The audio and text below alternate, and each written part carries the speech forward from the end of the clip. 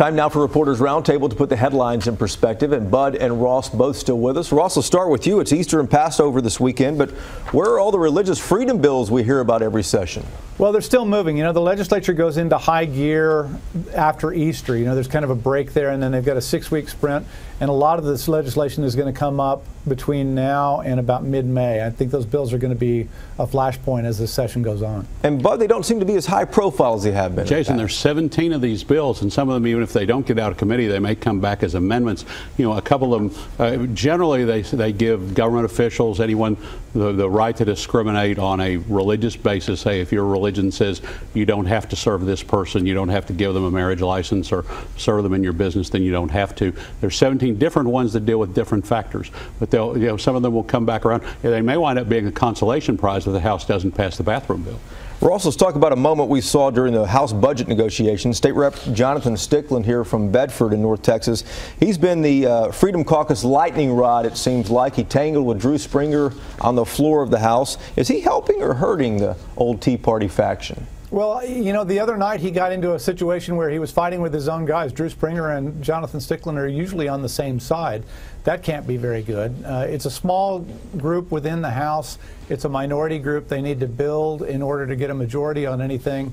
And Stickland was moving the other way the other night. What do you make of this, Bud? You know, Jason, we can just see at the results. You know, school vouchers once were a 72-73, almost passed under Speaker Craddock, and now it's back in the 20s and 30s for votes in the House. You know, the votes for Stickland's faction continue to shrink as even the most conservative members of the House, you know, can't align with him over some of the bills.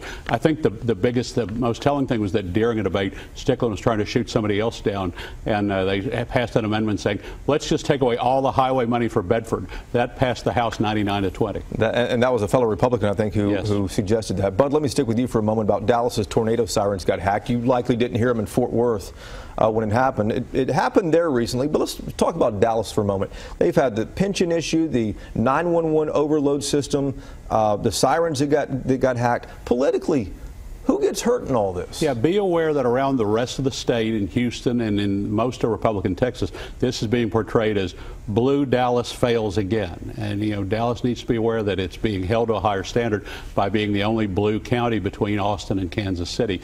A strong city manager does need to step in and take hold and see what needs to be done with a lot of the city assets and what needs to be fixed. What do you make of these high-profile problems up here in Dallas, Ross? Well, you know, politics is a lot of esoterica sometimes, but when you're not taking care of the basics, then you can get into real political trouble. You've got to fill potholes and pick up the trash and take care of stuff like this, or you're going to be in trouble no matter what party you're from. Gotcha. Gentlemen, thank you guys very much. Happy Easter to you as well, too.